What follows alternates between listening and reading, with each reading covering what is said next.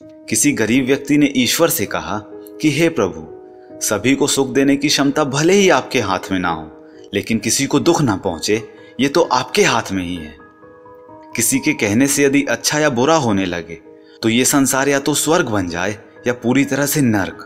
इसलिए ये ध्यान मत दीजिए कि कौन क्या कहता है, बस वो करिए जो अच्छा है और सच्चा है। वक्त के भी क्या अजीब किस्से हैं, किसी का कटता नहीं और किसी के पास होता नहीं। वक्त दिखाई तो नहीं देता, लेकिन देखा बहुत कुछ जाता है। अपनापन तो हर कोई बताता है, परंतु अपना कौन है ये वक्त ही बताता है। अपने लफ्ज़ों का इस्तेमाल कभी भी हिफाजत से कीजिएगा, क्योंकि ये आपकी परवरिश का बेहतरीन सबूत होते हैं। एक अच्छा रिश्ता हमेशा हवा की तरह होना चाहिए, खामोश मगर आसपास। कड़वी मगर सच्ची बात है कि जब खुद को चोट लगती है, दूसरों की चोट भी तभी दिखाई देती है। रिश्तों की खूबसूरती कुछ इस कदर है कि जैसे पत्थर तभी तक सलामत है जब तक वो पर्वत से जुड़ा है, पत्ता तभी तक सलामत है जब तक कि वो पेड़ से जुड़ा है, इंसान भी तभी तक सलामत है जब तक कि वो परिवार से जुड़ा है। क्योंकि परिवार से अलग होकर आज़ादी तो मिल जाती है, लेकिन संस्कार चले जाते हैं। आप अकेले बोल तो सकते हैं, लेकिन बात नहीं कर सकते। आप अकेले आनंदित तो हो सकते हैं, लेकिन उत्सव नहीं मना सकते। अकेले आप मुस्कुरा भी सकते हैं, लेकिन हर्षोल्लास नहीं मना सकते। हम सब एक दूसरे के बिना कुछ भी नहीं हैं। यही रिश्तों की खूबसूरती है। करीब इतना रहिए कि सब रिश्तों में प्यार रहे, दूर भी इतना रहिए कि आने का इंतजार रहे। रखिए उम्मीद रिश्तों के दरमियान इतना कि टूट जाए उम्मीद मगर रिश्ते बरकरार रहें।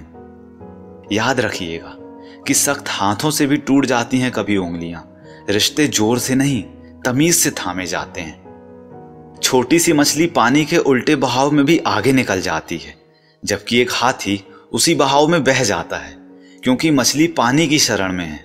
ऐसे ही जो प्रभु की शरण में है वो संसार सागर में तैर जाता है। ना किस्सों में और ना किस्तों में जिंदगी की खूबसूरती है रिश्तों में, इसलिए इन्हें बनाए रखें। जिंदगी एक अभिलाषा है, क्या गजब इसकी परिभाषा है। जिंदगी क्या है मत पूछिए, संवर गई तो तकदीर और बिखर गई तो तमाशा है। यदि आप सुख चाहते हैं तो रात में जागना नहीं, शांति चाहते हैं तो दिन में सोना नहीं, सम्मान चाहते हैं तो व्यर्थ बोलना नहीं, और प्यार चाहते हैं तो अपनों को कभी छोड़ना नहीं। जो पानी से नहाएगा वो सिर्फ लिबास बदल सकता है, लेकिन जो पसीने से नहाएगा वो इतिहास बदल सकता है। किसी व्यक्ति ने क्या खूबसूरत बात लिखी है कि क्रोध का मतलब है दूसरों की गलतियों की सजा स्वयं को देना। क्रोध हवा का वह झोंका है जो बुद्धि के दीपक को बुझा देता है। क्रोध समस्या का समाधान नहीं है, बल्कि क्रोध स्वयं एक बड़ी समस्या है। जो व्यक्ति अपने गुस्से को नियंत्रण में नहीं रख सकता है, वह व्यक्ति अकारण तनाव में घिरा रहता है।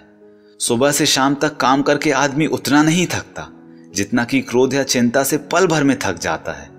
यदि आपको कोई क्रोध दिलाने में सफल हो जाए तो मान लीजिए कि आप उसके हाथ की कठपुतली हैं। आपकी मुस्कुराहट आपके चेहरे पर ईश्वर का हस्ताक्षर है।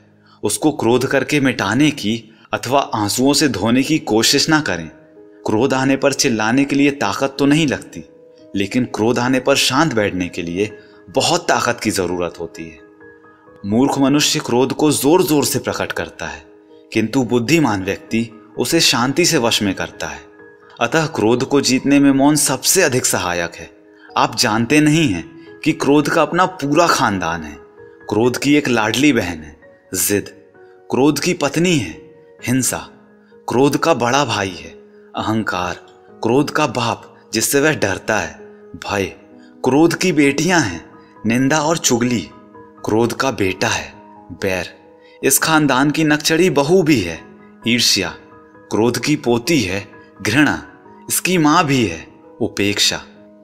तो क्रोध के खानदान से हमेशा दूर रहिए, वरना ये सब मिलके आपको बर्बाद ही कर देंगे। सबके दिलों का एहसास अलग होता है। इस दुनिया में सबका व्यवहार अलग होता है। आंखें तो सबकी एक ही जैसी होती हैं, पर सबका देखने का अंदाज अलग होता है। तो दोस्तों, उम्मीद करता हूं ये सभी कोट्स आपको पसंद आए होंगे। अगर ऐसा है तो इस वीडियो को लाइक कीजिए, अपने दोस्तों के साथ और भाई बहनों के साथ इस वीडियो को शेयर कीजिए, क्योंकि अच्छा बांटेंगे तभी तो अच्छा काटेंगे।